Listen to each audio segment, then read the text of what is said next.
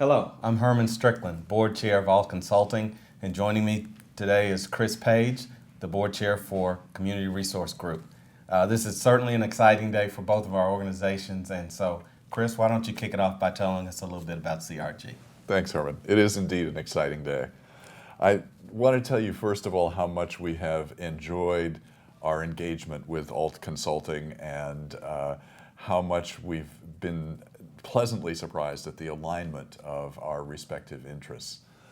CRG actually has for many years been providing technical assistance to communities around infrastructure issues, providing safe drinking water and sanitary disposal systems. That technical assistance is often accompanied by loans, and we do that across a 7-state territory. And through our experience over those years, we've discovered so much more that needs to be done in communities, and oftentimes we simply haven't had the resources to address so many of those issues. And as CRG has approached its 40th anniversary, we're coming up on that date very quickly, the board and staff took some time to step back and say, what else could we be doing in these communities? How could we help distressed and marginalized communities take a bigger step toward prosperity, and one that's sustainable over time?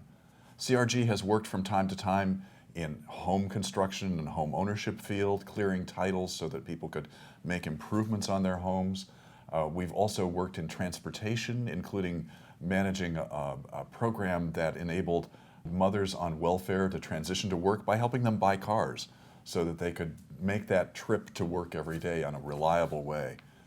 But there still seemed to be something that we weren't quite connecting with, and we wanted in this upcoming decade, 2 decades, to be able to think more deeply about how we could connect with communities.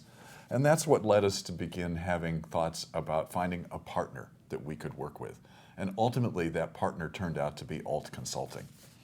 Well, we're glad that you decided on us as that partner, and we certainly haven't been around quite as long as CRG, but over the past 16 years, we've spent our time working with entrepreneurs in these communities, both rural and urban, and we've served over 4,000 businesses. And we do this by providing one-on-one consulting in combination with technical assistance. We think that's important as these businesses develop. As we had the economic challenges, we decided, like you guys, to add a loan fund. And so in 2011, we added a loan fund because many of our clients were having difficult time getting access to capital. In the same year, we also decided to work with 2 communities in the Arkansas Delta to build an entrepreneurial ecosystem. As we were looking at the work, and as you mentioned, the magnitude of the work in these communities, we decided that we needed to do something to build our capacity, and we also wanted to increase our geography. And so our board decided that strategically we would consider looking for partners. And to my surprise, my pleasant surprise, I found out that CRG was actually interested in potentially partnering with us. And I was excited just based on your reputation. But it certainly didn't take long for us to realize how much our organizations had in common, and that this was just going to be the perfect strategic alliance. I think you're absolutely right. And one of the things that struck me were the number of parallels in the work that we were doing. And together, I think we bring a really interesting set of tools and a highly skilled staff that can really help communities find their way, not our way, but find their way forward. Yeah, I agree, Chris. I think that certainly it is my hope and expectation, quite honestly, that we'll continue to do the entrepreneurial work. We'll continue to do the technical assistance. We'll continue to provide the one-on-one consulting.